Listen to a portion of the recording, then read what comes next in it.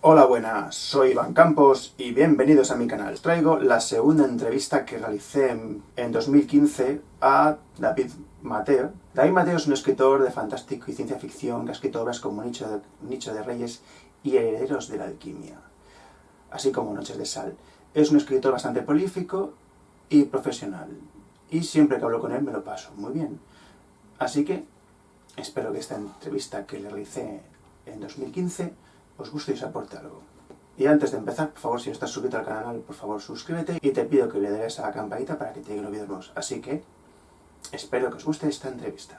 Hola, buenos días y bienvenidos a Introspección, presentado por este que les habla Iván Campos. Hoy con nosotros tenemos a David Mateo, escritor, gestor cultural, divulgador, una mente inquieta en sí mismo. Inquieta y necesitada. Necesitada siempre de cultura, porque la verdad es que la cultura es lo que nos curte, lo que nos hace crecer y lo que nos hace ser mejores personas. Con él vamos a empezar a tratar un tema que está muy de moda, y voy a empezar haciendo la siguiente pregunta. David, ¿qué es un zombie? Pues basta con salir a la calle, mirar a tu alrededor y darte cuenta de lo que hay. Yo creo que un zombie es una persona que está completamente anulada sensitivamente, emocionalmente. Es una persona que se ha quedado sin valores, sin inteligencia y se mueve arrastrada por la masa. Desgraciadamente hoy nuestra sociedad vemos ese tipo de elemento bastante a menudo. Vemos el individuo que desaparece, vemos como los medios de comunicación, sobre todo los más media, intentan convertirnos en uno más, ¿no? En un cerebro aborregado un poco de la masa, y realmente esa es la gran metáfora de hoy en día, el zombie como el elemento de nuestra sociedad o el elemento identificativo de nuestra sociedad. Vaya, has puesto el zombie como algo genérico, no como un individuo, sino como un conjunto de masa que se mueve. Piensa que cuando George Romero creó al zombie original, en realidad el zombie como individuo no era peligroso. El problema era cuando se juntaba la gran masa. Entonces ahí existe una metáfora social, ¿vale? Es decir, ¿por qué el zombie se ha convertido en el monstruo de nuestros días? Yo creo que todas las generaciones han tenido su propio monstruo. A nosotros nos ha tocado el zombie como ese elemento que de alguna manera enquista nuestra sociedad y la nubla. Entonces, creo que George Romero, cuando hizo su trilogía de películas, escogió al zombie, y no lo hizo peligroso como individuo, sino lo hizo peligroso como masa. Si nos fijamos en las películas, cuando la persona que está perseguida por el zombie huye, cuando hay un zombie no hay peligro. Siempre tienen que mostrarnos la típica escena de la chica que de repente tropieza, se tuerce un tobillo, no sé qué, ¿vale? Pero realmente cuando el zombie se vuelve peligroso es cuando de alguna manera rodea la casa, la asedia y provoca que los instintos humanos de los supervivientes salgan a luz y se cree el conflicto de la historia. Sí, cierto. Estamos hablando del final de los 60, principios de los 70, la guerra de Vietnam, todos los problemas sociales que tenían dentro de su sociedad. Correcto, era una sociedad muy teledirigida, e incluso existe esa teoría de que el LSD, las drogas, fueron inculcadas por el propio gobierno de los Estados Unidos para que de alguna manera esos movimientos en contra del establishment, que se le suele decir, fueran poco a poco degenerando en una mansedumbre a través de alucinógenos, de drogas, etcétera, sí, etcétera. Entonces, puede ser que George Romero cogiera esa metáfora y la aplicara a su realidad de las películas, ¿no? Entonces, ¿vivimos hoy una época parecida? No, vivimos una época en donde el ser humano ha estado dormido, ha estado adormilado, ha estado de alguna manera sometido a las grandes potencias, ha estado sometido a los grandes líderes, y ha llegado el momento en que nos rebelamos o formamos parte de la masa como el zombie. Hombre, hay mucha gente que conozco que no lo cataloga así, sino que somos ganado, y somos propiedad de diferentes organizaciones o empresas. El Estado mismo está sujeto a la economía, o sea, es víctima de multinacionales que tienen que ceder ante ellas. Y detrás de las multinacionales que hay 4 familias que están dominando parte de todo el cotarro que se mueve en todos los países del mundo. Sí, es cierto, realmente la sociedad es parte de un ganado que se tiene que someter a una élite superior. Eso no cabe duda y lo estamos viendo en el día a día. Es decir, las élites son las que deciden, los gobiernos muchas veces les tocan claudicar porque tienen controlados los sistemas económicos, porque tienen controlados los sistemas sociales, porque tienen controlados los sistemas culturales, y la masa tiene que ir por donde de alguna manera manda el líder. Entonces sí, esa comparativa pues también es real. El zombie no es inteligente y se deja guiar por el líder, o incluso por un elemento también nocivo y peligroso que convive en nuestra sociedad, que son los propios medios de comunicación. Sí, toda ese auge de telebasura, porque por mucho que algunos la defiendan, a mí me hace gracia, porque si huele a basura es que es basura, ¿no? Estamos de acuerdo en eso, ¿no? Sí, yo creo que la telebasura debe existir, ha existido siempre. Incluso la telebasura nace para entretener. Yo no estoy en contra de ningún formato. Ahora mismo, por ejemplo, yo he dejado a mi madre en casa consumiendo el Sálvame, y no me gustaría que quitaran el Sálvame, porque mi madre pasa la tarde, es una persona muy mayor, pasa la tarde entretenida, pero lo que no quiero es que el Sálvame se convierta en el eje que haga que toda esta sociedad funcione. Es decir, creo que todos los espacios, todos los programas tienen que tener su espacio, pero tiene que existir variedad. Una variedad a la que el público pueda acudir y pueda encontrar aquello que está buscando o aquello que responda a sus inquietudes. Hombre, yo lo veo como un ecosistema, y en un ecosistema tiene que haber un equilibrio.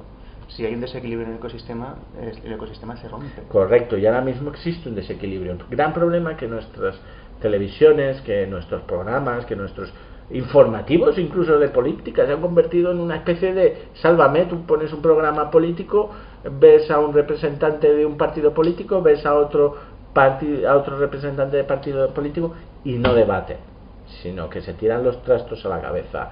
No ves las propuestas, no ves el programa, no ves el consenso que debe de existir en la política. No quiero entrar en política tampoco. El ejemplo viene porque realmente el Sálvame se está convirtiendo en algo que no es puntual, sino que de alguna manera está extendiéndose, canibalizando, parasitando todos los medios de comunicación o todos los programas que ahora mismo encontramos en los canales. La pregunta retórica que has hecho: no pueden debatir ni hacer propuestas porque no tienen capacidad de acción para hacerlas. Entonces tienen que entretener o distraer a los zombies con un espectáculo que no sirve para nada. Bueno, que no sirve para nada. Algunos aún se lo tragan.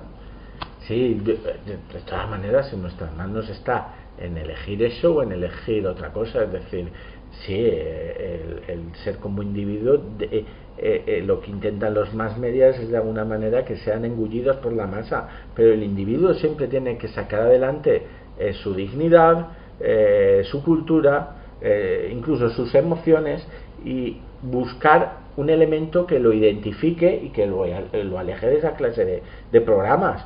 Entonces, un programa como este en el que estamos hablando, ciertos programas que todavía podemos encontrar en la parrilla de televisión, en las públicas, en las privadas, creo que son programas adecuados y que de alguna manera distraen nuestras mentes inquietas.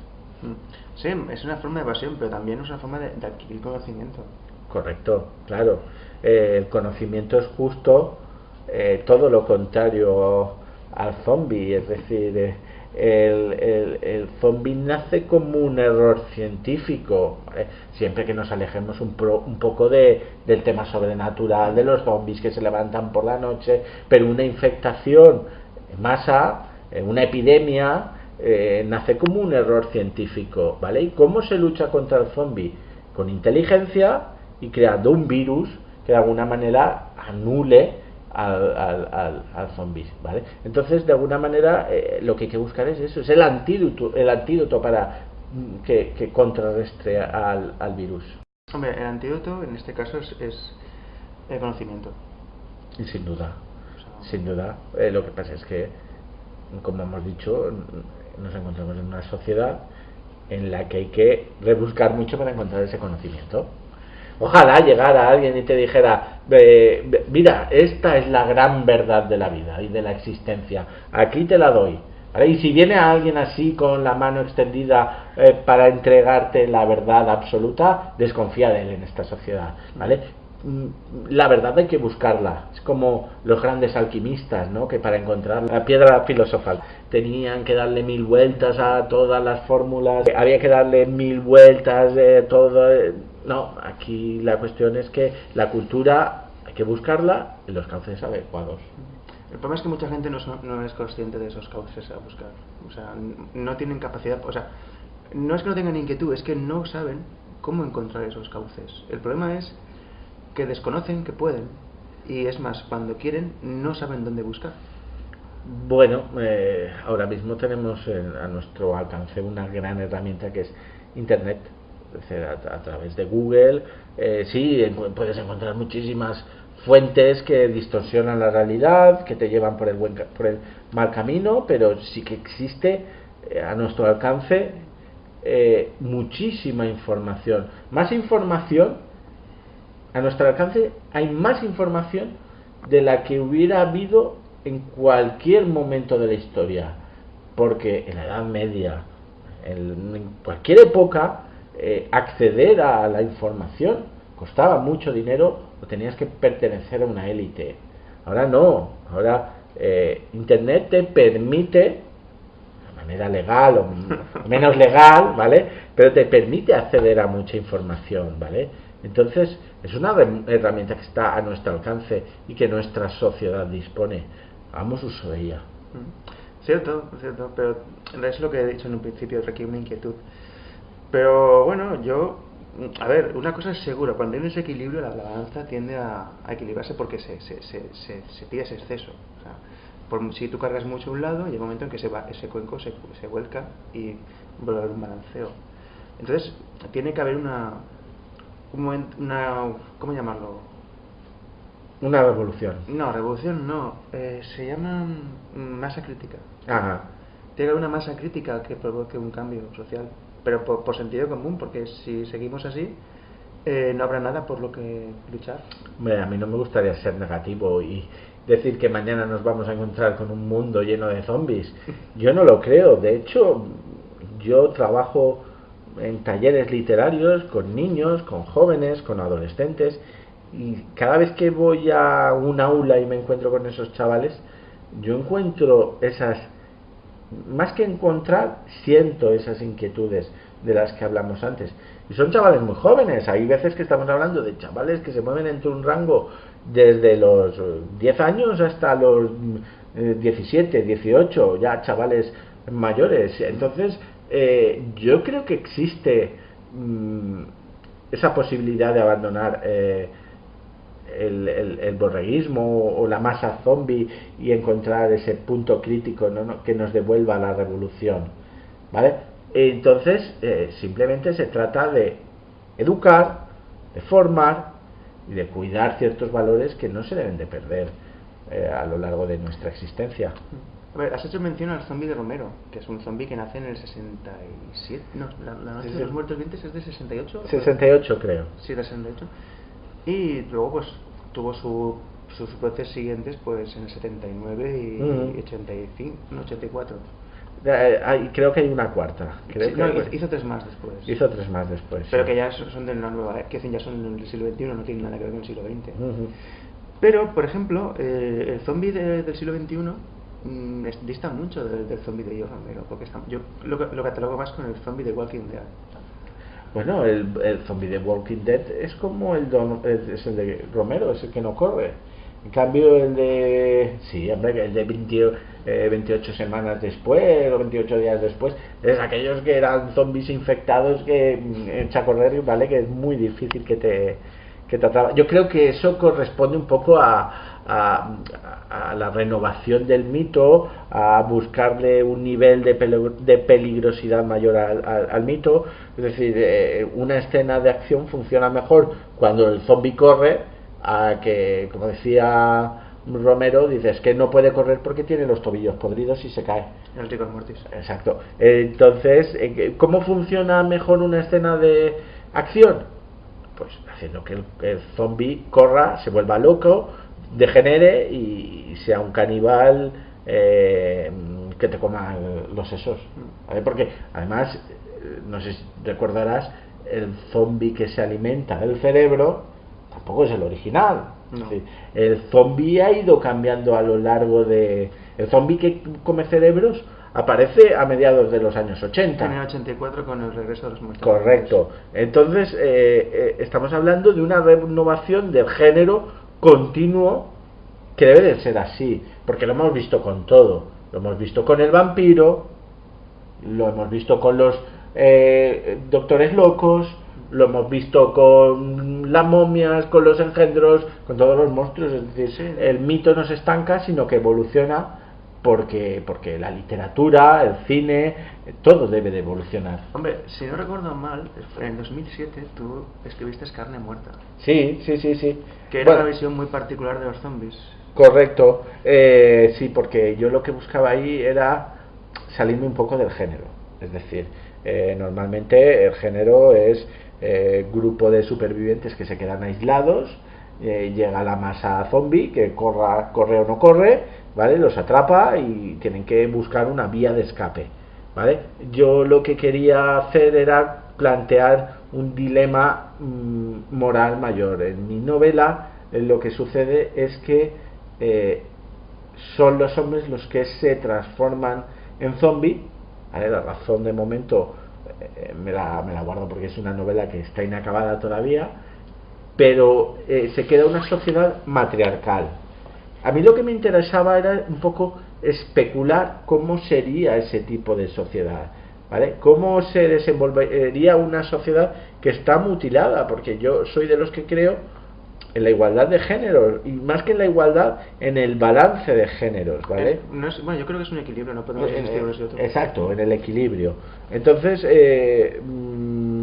¿qué pasa cuando se rompe ese equilibrio? ¿Cómo la sociedad se reinventaría o trataría de subsistir? Porque creo que el ser humano, su principal leitmotiv es la supervivencia, ¿vale? Pues lo que planteo en el libro de Carne Muerta es esa búsqueda de encontrar un nuevo horizonte que rompa con todo lo establecido hasta ese momento. Es que el problema que hay con Carne Muerta es que la edita se publicó en el 2007, entonces supongo que se gestaría durante el 2006 aproximadamente, ¿no? Pues la verdad es que dices fue el 2007, pues hace ya tanto tiempo que no recuerdo la fecha exacta, pero sí, normalmente esa novela llegó el contrato editorial casi mientras la escribía y se publicó ese mismo año o al siguiente. Es que el problema que hay con 2007 es que aún había empezado el fin del bienestar social. 2007 es el final del estado de bienestar y el principio del estado de bienestar, como lo conocíamos. O sea, fue el principio del apocalipsis prácticamente. El apocalipsis zombie, nunca mejor dicho. Entonces, claro, es a partir de 2007 que lo negaban por activa y por pasiva. Hubo 2 años que fueron 2007, 2008, 2009 y el 1 de enero del 2009 por fin reconocieron que estábamos en recesión cuando llevamos ya 3 años. Sí. Es una cosa increíble, llevamos 3 años en recesión y me lo dices en el 2009. Entonces, el 2007 es el punto en el que se acaba el mundo que conocíamos de estado de bienestar y empieza el apocalipsis social en el que aún estamos inmersos y no tiene pinta de acabar. Bueno, ¿cuánto hay de social en Carne Muerta? Bueno, hay mucho, es decir, estamos hablando de una sociedad mutilada que quiere seguir adelante. Se produce una fragmentación social. Hay gente que recurre a los viejos métodos, que es intentar imponer orden a través de la violencia, ¿vale? Eso ocurre en todas las sociedades y de ahí derivan las guerras. Hay sectas que tratan de buscar la regeneración del hombre, y hay sectas que quieren todo lo contrario, es decir, acabar con la regeneración del ser humano, del hombre, porque quiere mantener esa identidad como sociedad, ¿vale? Entonces yo creo que es una novela reivindicativa. Hay ciertos sectores femeninos y tal que me han llegado críticas que que es una novela muy machista, porque muchas veces describo a las mujeres como locas perturbadas, ¿vale? Yo me imagino un mundo en el que todas las mujeres se murieran de repente y el 80% de los seres humanos nos volveríamos locos. Y creo, no es que lo crea, estoy seguro de que una sociedad patriarcal duraría mucho menos que una sociedad matriarcal, ¿vale? Porque acabaríamos lanzándonos bombas unos a otros, ¿vale? Sin la existencia del otro género no hay una necesidad de vivir, al menos en el género masculino, ¿vale? Yo creo que las mujeres serían inteligentes, lo que pasa es que obviamente tendrían que pasar un proceso de luto en donde veríamos distintas formas de locura y de irracionalidad, ¿vale? Hombre, es un mecanismo psicológico, tienen que pasarlo. O sea, si tú pierdes a tus seres queridos, pasas una especie de trance hasta la aceptación. Y ya no a tus seres queridos, sino es una caída de la sociedad global y una vuelta en escena. Si te fijas, es como apagar el mundo durante unos minutos, y cuando lo vuelves a poner en marcha falta el 70% de la población. Pero eso ha pasado ya y nadie se da cuenta de que ha caído el mundo actual, y todo el mundo sigue igual. ¿Sí? Ya, nos damos cuenta de que todo el mundo, el mundo que hemos conocido ha desaparecido. Sí, pero imagínate, tú, está muy bien lo que dices, es verdad, lo que pasa es que el mundo no se puede acabar de repente, es decir, los poderes fácticos que ahora mismo nos dirigen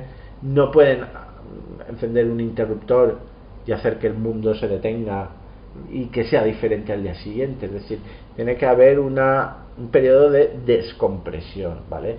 Para que el cambio llegue de manera sutil, ¿vale? Y que se establezca. Aquí no, en la literatura lo que planteamos muchas veces cuando hablamos de ciencia ficción, de distopías o de mundos diferentes, ¿vale? Es que el cambio es traumático de la noche a la mañana, y en este caso ya no es que sea traumático, sino que además es aberrante, ¿vale? Porque de alguna manera los hombres luego se levantan convertidos en zombies, ¿vale? Entonces, pues lo que te comentaba antes de que ciertas lectoras decían, no, es que la novela es machista. Yo no considero que la novela sea machista.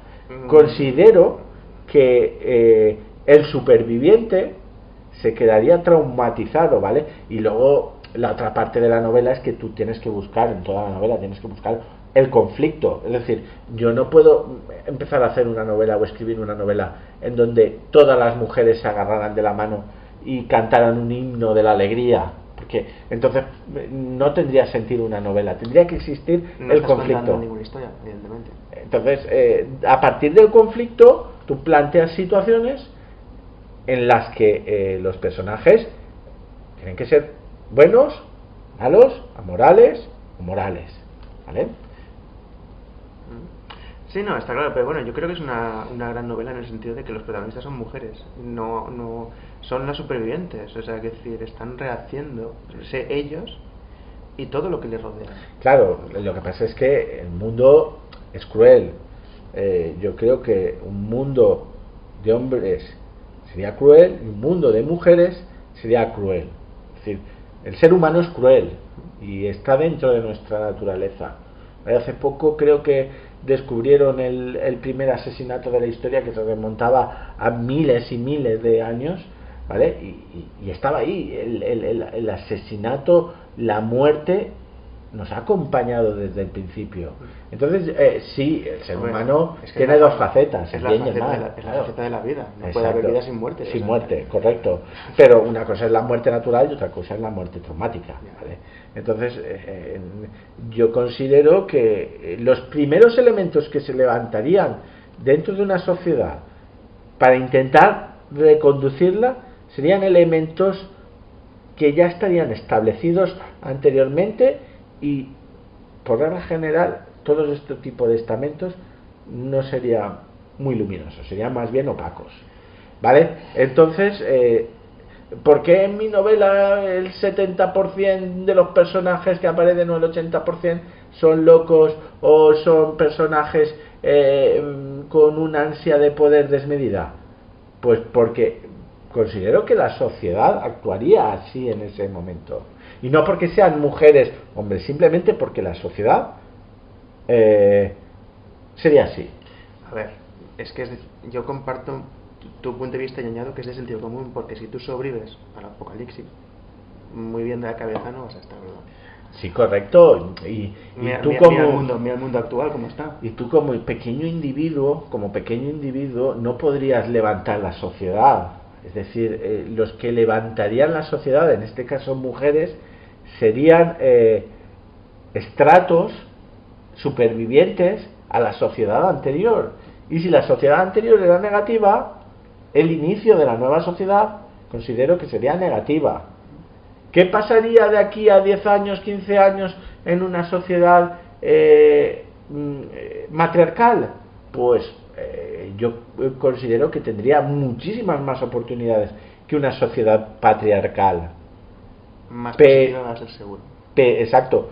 Pero en los inicios, tal como lo recoge la novela, serían conflictivos y estaría dominados por ejes que no serían luminosos, como he dicho antes, sino que serían turbios, opacos, oscuros, que buscasen sus propios intereses o intentar imponer el orden por la fuerza, sobre todo teniendo en cuenta que hay una fuerza que te contrarresta, que es porque ese es el otro elemento de terror de la novela, que es el zombie, ¿vale? Porque yo lo que quería es que esa fuerza emergente tuviera una fuerza opositora que contrarrestara el avance.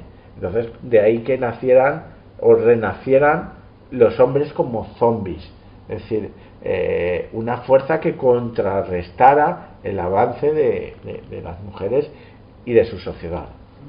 A ver, esto no es un mensaje muy positivo entonces, porque si la sociedad que teníamos antes de 2007 ya era una sociedad enferma, en la cual olvidamos quiénes éramos y nos caímos víctimas de cosas que ni necesitábamos, porque muchas veces, ¿de qué te servía tener un teléfono de gama alta quinto modelo cuando no usabas ni el 20% de él?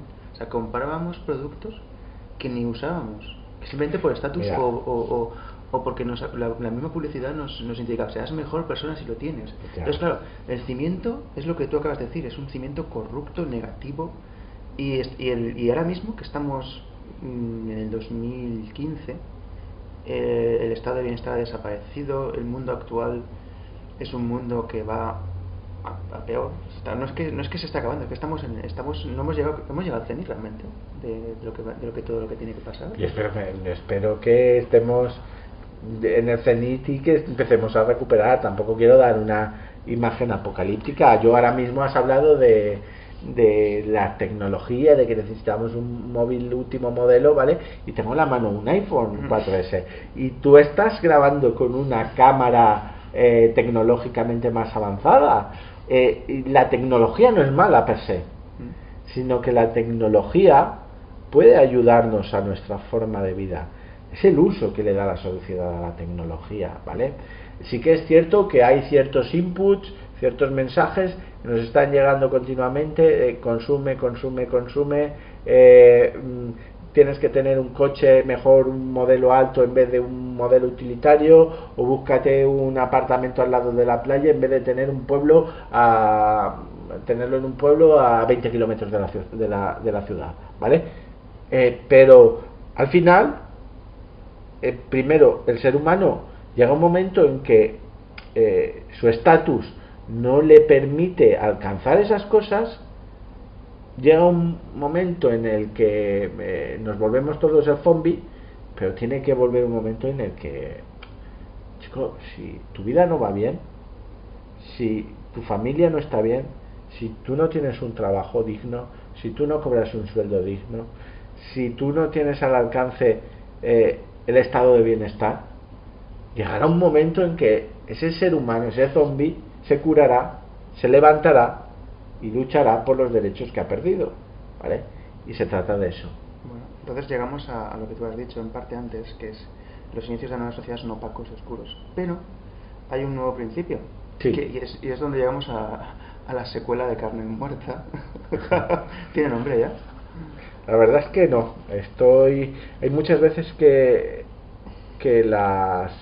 los títulos de mis novelas llegan antes de que empezar la novela, pero en este caso no, se me está resistiendo. Entonces le estoy dando muchas vueltas y a ver qué aparece. ¿Y cuánto hay del mundo que nosotros conocemos o que hemos perdido en la secuela de Carne Muerta? Nada, es decir, Carne Muerta 1 marca un antes y un después, es decir, la sociedad que se queda, el hombre se ha perdido, o aparentemente se ha perdido. Entonces, ya no hay vuelta atrás, se trata de reconstruir, de que las mujeres se pongan de acuerdo y reconstruyan la sociedad, ¿vale? De todas maneras, Carne Muerta 2 va a ser muy diferente a la primera, porque sí que la primera lo que trataba de establecer eran unos cimientos, especular sobre ese tipo de sociedad, presentarnos diferentes atmósferas, diferentes formas de dirigir una sociedad, pero en la segunda parte vamos a ir a la aventura pura y dura. Entonces hay un misterio detrás de todo este apocalipsis zombie que se va de alguna manera a desvelar en la segunda parte, y eso va a entrañar una aventura, ¿vale? Entonces, en la primera parte sí era más especulativa, pero en la segunda parte el espíritu aventurero es la que, o sea, que es lo que va a mover. Es una novela de aventura también. Sí. No coges los elementos sociales actuales para extrapolarlos en la ficción, sino que... Puede ser, es decir, en toda novela coges un granito de la realidad para llevártelo a la ficción. Y ahora mismo estamos viendo desde las revoluciones islámicas, que a nivel internacional el mundo ha perdido ciertos valores, matanzas, vale, bueno, a lo mejor coges de aquí, de allá, y luego lo intentas llevar a la ficción, ¿vale? Lo que pasa es que tampoco voy a buscar que sea una novela que sea reivindicativa o especulativa, sino que el trasfondo de esta novela va a ser la aventura y dura y la resolución a los enigmas que se plantean en la primera parte. ¿Puedes contar algo de la novela? ¿Cómo empieza? Es decir, ¿cómo empieza la novela? ¿Lo tienes claro ya eso? Bueno, sí, los personajes... Bueno, en la anterior novela vemos como hay elementos que están surgiendo aquí y allá, que son niñas que de algún modo están dominando a los zombies utilizando poderes paranormales, ¿vale? ¿Qué son esas niñas? ¿De dónde han salido? ¿Y qué representan? ¿Vale? Entonces, la novela, en la anterior novela, el grupo de protagonistas van hacia Portugal a buscar respuestas al enigma que se han planteado. Es decir, vemos una serie de organizaciones que parece que están todas dirigidas por una fuerza mayor que las controla, ¿vale? Entonces van a enfrentarse a una facción, ¿vale? de ese eje que parece que lo está dominando todo, ¿vale? Entonces vemos como varias historias van a confluir y van a dar inicio a una aventura aún mayor que la primera parte está llevada a cabo, es el lugar es nuestro país en donde se lleva a cabo la novela. En la segunda parte va a tener un cariz más internacional. Una pregunta, ¿es una novela de mapa o de brújula? Va a ser una novela de mapa, ¿vale? Yo la verdad es que hasta que no tengo muy claro las tres partes, la estructura de la novela, el inicio, nudo y desenlace, yo normalmente no me lanzo nunca a escribir la novela, porque yo tengo mucho miedo a lo que se llama la laguna narrativa, es decir, que en algún momento no sepas por dónde tirar y te pierdas en la trama. Y yo soy de los que piensan que el lector eso lo percibe rápido. Es decir, si tú en una novela no sabes por dónde tirar, te pierdes y especulas, el lector va a notar que tú estás perdido y al final se va a aburrir de la novela. Entonces yo normalmente mis novelas las planifico muchísimo para que cuando la empiece no la acabe en ningún momento, es decir, las esquiva de tirón. A lo mejor el proceso creativo para ponerla en marcha cuesta un tiempo, cuesta semanas, cuesta meses, pero bueno, una vez que ya está completo, ya hay que coger la directa, coger la autopista y hasta el final de la autopista. ¿Es conclusiva? O sea, cierras. Sí, sí, sí. O sea, que cierras la puerta abierta en Sí, completamente. O sea, cierra, no va a haber. No va a haber continuación. Realmente la novela en sí estaba pensada para que tuviera un inicio y un desenlace. No iba a ser una trilogía, ni iba a ser 2 novelas, ni nada parecido. De hecho, era una historia con un inicio concreto y un final concreto.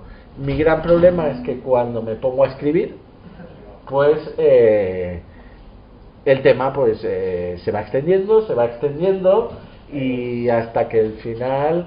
No, hombre, o sea, está claro que la novela de Carne Muerta, la secuela, cierra la puerta de Carne Muerta. Sí, completamente. Es decir, es una novela autoconclusiva. Yo en un principio la tenía pensada para que tuviera un inicio y un final. Lo que pasa es que yo tiendo a ser un poco excesivo en mi prosa. Entonces se me fue de las manos la primera novela y llegó un momento en que el editor me dijo: oye, David, ¿ya tienes la novela? Sí, corto por aquí. ¿Vale? Entonces sí que es cierto que Carne Muerta 1 hay un coitus interruptus ahí, que hay algunos lectores que la han dejado un poco insatisfecho, pero porque realmente no estaba pensada para que fuera una saga, sino que estaba pensada para que fuera una novela unitaria con un principio y un fin.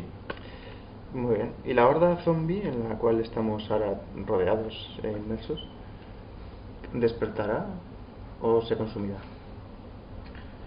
Yo creo que despertaremos, y si no despertamos merecemos ser consumidos.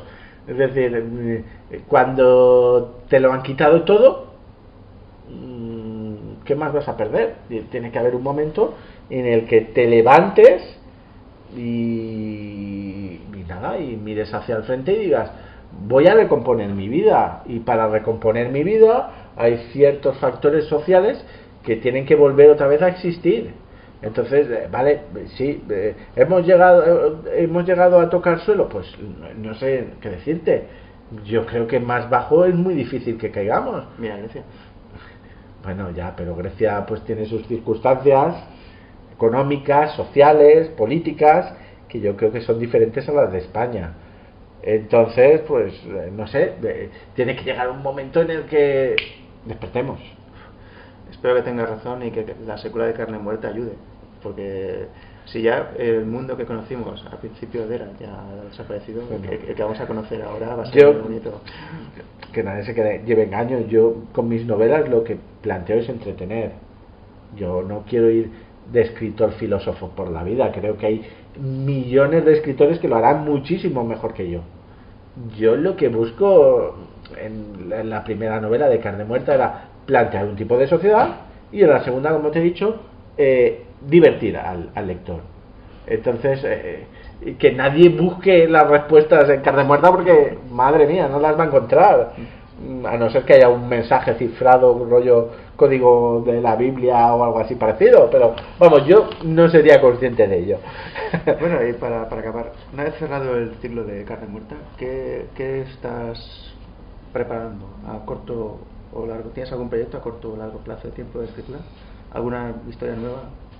Sí, acabé una novela que es una continuación de una historia que publiqué hace también más o menos cuando salió Carne Muerta, Noches de Sal, y es una continuación que se llama Linaje de la Luna Oscura. De momento está en manos de mi agente y está tramitándose entre editoriales, y hay varios encargos editoriales también que están a falta de concretar contratos con editoriales y para que salgan adelante. No sé si saldrán a lo largo de este año, no sé si saldrá el año que viene, pero acaban saliendo. A muy corto plazo lo que sí que va a salir es una antología de cuentos que saca la editorial Bromera en valenciano, que se llama Contes d'Ultratumba. La primera edición, la verdad es que a nivel de institutos funcionó muy bien, se agotó la primera edición de casi 3.000 ejemplares y ahora van a sacar, han sacado la segunda edición, pero es una colección sobre cuentos góticos, cuentos de terror, siglo XIX, época pulp, más o menos, ¿vale? Entonces, ahora vamos a sacar una continuación que se va a llamar Monstruos de Leyenda. Entonces, pues vamos a buscar ese canon de la Hammer que te hablaba del hombre lobo, Frankenstein, el doctor loco, la momia, el vampiro, el no sé qué, y hemos hecho una compilación de grandes cuentos de distintas épocas, y bueno, pues es lo que va a salir ya. Muy bien, si no quieres añadir nada más, vamos a finalizar el programa. ¿Quieres aportar algo? O... Nada, muchas gracias a ti por invitarme. Y el honor ha sido mío en tenerte en introspección. Espero tenerte en algún futuro programa más. Cuando tú quieras, Iván. Y sobre todo decirle a la gente pues que deje de ser un zombie, que despierte, que quite el Sálvame de la tele, que lo quite. Pues señores, hemos tenido a David Mateo, un gran escritor con nosotros. Espero que esto les haya gustado, les haya servido y les haya aportado algo. Muchas gracias y nos vemos en el siguiente programa de introspección. Chao.